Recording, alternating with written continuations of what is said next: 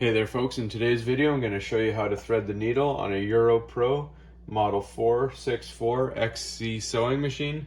So first thing you're going to do is put your thread on your post here. From there you're going to go over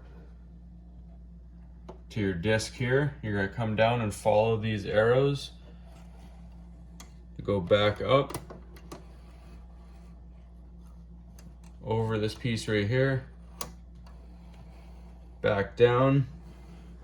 Then you're going to come to this loop right here.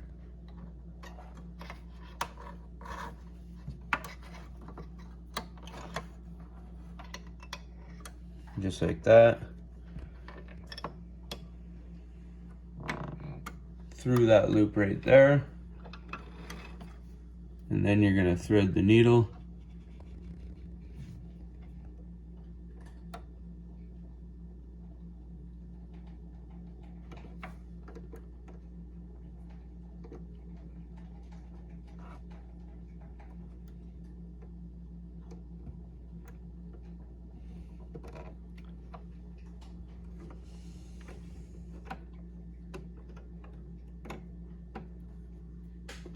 Bring your thread under your presser foot, set it down.